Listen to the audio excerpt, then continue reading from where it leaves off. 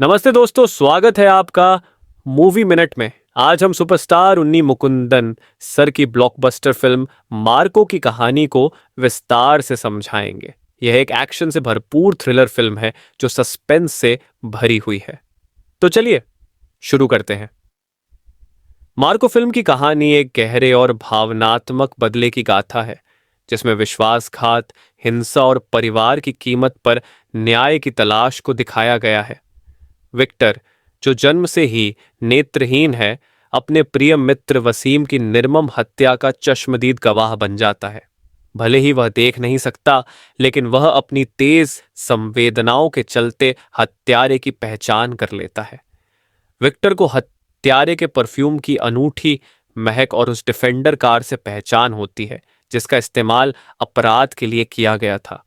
Victor की गवाही से पुलिस को शक होता है कि वसीम की हत्या के पीछे रसेल का हाथ है, जिसने वसीम के बड़े भाई तारिक के साथ मिलकर यह षड्यंत्र रचा था। हालांकि इस रहस्योद्घाटन के बाद विक्टर को रसेल और उसके लोगों द्वारा पकड़ लिया जाता है। वे उसे एक निर्दयी और क्रूर तरीके से मारने का फैसला करते हैं। रसेल, जो किसी भी गवाह को जिंदा नहीं छोड़ना चाहता, विक्टर को पकड़कर उसे हाइड्रोफ्लोरिक एसिड से भरे एक बड़े टैंक में फेंक देता है, जिससे विक्टर की बेहद पीड़ादायक और भयावह मौत हो जाती है।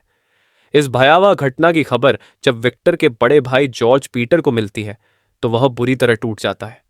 पीटर अडाट्टू परिवार का मुखिया है और विक्टर की हत्या उसके लिए असहनीय त्रासदी बन जाती है। इस परिवार का एक अन्य सदस्य मार्को, जिसे सुरक्षा के लिए इटली भेज दिया गया था, जब विक्टर की मृत्यु की खबर सुनता है तो वह तुरंत वापस लौटने का फैसला करता है। मार्को, जो बचपन से ही विक्टर को अपने भाई के रूप में देखता आया है, अपने प्रिय भाई के लिए न्याय चाहता है। स्थानीय चर्च में विक्टर की प्रार्थना सभा के दौरान मार्को खुलेआम कसम खाता है कि वह अपने भाई की मौत का बदला लेगा। वह न केवल रसेल बल्कि हत्या में शामिल सभी लोगों को खत्म करने का प्रण लेता है। रसेल भी इस सभा में मौजूद होता है, लेकिन मार्को के क्रोध के सामने वह कुछ नहीं कर पाता। जॉर्ज पीटर, जो पहले ही बहुत कुछ खो चुका है, अपने भाई मार्को को हिंसा के रास्ते पर जाने से रोकने की कोशिश करता है, लेकिन मार्को किसी की नहीं सुनता और बदले की राह पर निकल पड़ता है। इस बीच रसेल का पिता टोनी इसाक, जो सोने की तस्करी करने वाले एक बड़े गिरोह का सरगना है, हालात का फायदा उठाने की कोशिश करता है। वह पीटर के साथ सोने की ईंटों और फिरौती को लेकर एक डील करता है, लेकिन अंदर ही अंदर वह एक बड़ी साजिश भी रच रहा होता है। जब पीटर इस डील को पूरा करने के बाद लौट रहा होता है, तभी टोनी के आदमियों में से एक देव कार में उस पर हमला करता है और उसे चाकू से बुरी तरह घायल कर देता है। हालांकि पीटर किसी तरह बच जाता है, लेकिन उसकी हालत गंभीर हो जाती है और उसे अस्पताल में भर्ती कराना पड़ता है। यह घटना मार्को के गुस्से को और बढ़ा देती है। अस्पताल में पीटर मार्को को बताता है कि टोनी और रसेल ही विक्टर की हत्या के असली गुनहगार हैं। अब मार्को पूरी ताकत से अपने बदले की योजना बनाता है, लेकिन रसेल भी अपना असली रंग दिखाते हुए मार्को पर घातक हमला करता है। इस हमले में मार्को बुरी तरह घायल हो जाता है और उसका सबसे भरोसेमंद साथी अनवर भी इसका शिकार बनता है। रसेल अनवर की बांह को काटने के लिए एक खतरनाक चेनसॉ का इस्तेमाल करता है, जिससे वह गंभीर रूप से घायल हो जाता है। अब मार्को पूरी तरह से आग बबूला हो जाता है और वह चेनसॉ से ही रसेल के गुंडों का कत्ल करता है। जब वह रसेल को मारने की तैयारी कर रहा होता है, तब उसे पता चलता है कि विक्टर की गर्भवती प्रेमिका ईशा टोनी की कैद में है। टोनी एक नई चाल चलता है और कहता है कि अगर मार्को चाहता है कि ईशा सुरक्षित रहे, तो उसे अडाट्टू परिवार के पूरे सोने के कारोबार को उसके नाम ट्रांसफर करना होगा। मार्को टोनी के सबसे वफादार आदमी देव को पकड़ लेता है और उसे एक खतरनाक फॉस्जीन गैस चैम्बर में बंद कर देता है। जब गैस का प्रभाव बढ़ने लगता है, तो देव मरने से पहले स्वीकार कर लेता है कि ईशा टोनी के गेस्ट हाउस में कैद है। इसके बाद एक भीषण धमाके में देव की मौत हो जाती है। मार्को सीधे गेस्ट हाउस पर धावा बोलता है और टोनी के गुंडों को निर्ममता से मार डालता है, लेकिन टोनी फिर भी उसे चकमा दे देता है और खुलासा करता है कि ईशा दरअसल रसेल की कार के ट्रंक में बंद है। मार्को और अनवर टोनी का पीछा करते हुए उसके फार्म हाउस पहुंचते हैं।